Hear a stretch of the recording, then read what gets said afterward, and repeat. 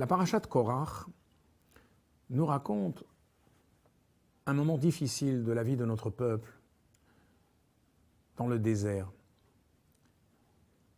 Voilà que Korach, qui est un membre de la tribu de Lévi, un parent de Moshe Rabbeinu et du grand prêtre Aaron, se révolte contre Moshe. Il revendique en quelque sorte une position plus importante que celle qu'on lui avait donnée. Il conteste la nomination de Aaron en particulier et d'un autre personnage important, Elitzaphan ben Uziel. Il fomente donc une révolte contre Moshe Rabbeinu. Et lorsqu'il se présente devant lui, il vient avec certaines questions. Certaines questions qui vont lui permettre de mettre Moïse en dérision. Il lui demande, est-ce qu'une pièce qui est remplie de Sefer Torah, de rouleaux de la Torah, nécessite une mezouza, c'est-à-dire un parchemin posé sur l'entrée de la pièce? Moshe Rabbeinu lui dit, bien évidemment. Korach fait remarquer que comment une pièce qui est pleine de parchemins, avec un nombre important de parachiotes, peut-il nécessiter 2 parachiotes supplémentaires qui sont inscrits dans la mezouza? Et puis il y a une deuxième question. Il lui dit, talit shekula techelet, un vêtement qui est entièrement bleu d'azur. A-t-il besoin d'avoir des tzitziot, des franges également en laine bleue? Alors Moïse répond, bien entendu, même un habit tout bleu nécessite les franges bleues. Korach a à nouveau saisi cette réponse pour se moquer, en quelque sorte, de Moshe Rabbeinu.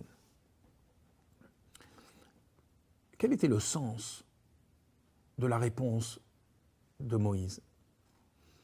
Eh bien, sa réponse consistait à dire, même si à l'intérieur d'une pièce, il y a des rouleaux de la Torah, il y a plein de sainteté, plein d'écriture, il faut également qu'à l'extérieur de cette pièce, il y ait aussi une marque de sainteté.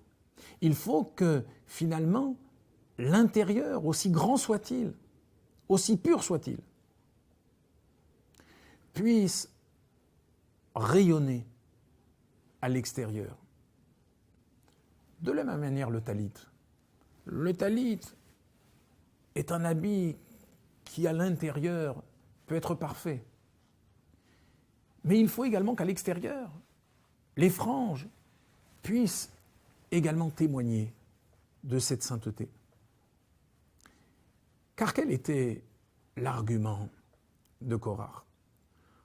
Son argument, c'était de dire Kikol haeda kulam kedoshim umadua titnaseu al kehal Hashem. Toute l'assemblée est constituée de gens saints. Pourquoi voulez-vous vous élever au-dessus de l'assemblée? Moshe Rabbeinu de répondre, c'est vrai que l'intérieur d'un juif est parfait. C'est vrai que les juifs sont kedoshim. Mais nous avons besoin de quelqu'un d'extérieur. Quelqu'un qui a une certaine hauteur par rapport à la nation pour pouvoir garder, surveiller le peuple juif. L'enseignement de cette controverse est que, quelle que soit la grandeur qu'un juif peut avoir, cette grandeur n'a en réalité d'utilité que si elle contribue à transformer l'extérieur, la matérialité de ce monde. Ce qui valide une existence, c'est pas tellement ce qu'on a pu faire pour soi-même, mais c'est surtout le pouvoir que nous avons eu de rayonner autour de nous, de faire que ce monde grossier puisse lui aussi être le réceptacle de la divinité. C'est le but même pour lequel Dieu a créé le monde. Liot lo idbarer dir abatartonim. Dieu veut qu'on lui fasse une demeure dans les niveaux les plus bas. La mezouza vient attester que la Gdusha n'est pas seulement à l'intérieur, mais qu'elle illumine également la rue. Les franges qui sortent à l'extérieur de nos vêtements montrent également qu'un juif doit illuminer le monde dans lequel il vit. L'histoire de Korach vient nous apprendre qu'un juif n'est pas un être privé. Un juif est un être public qui appartient à son peuple. Il fait partie de Mamlechet Kohanim Vegoy Kadosh, c'est-à-dire un peuple qui a pour mission essentielle de rayonner à l'extérieur et d'illuminer le monde par la lumière de la Torah et des mitzvot. Au revoir à tous.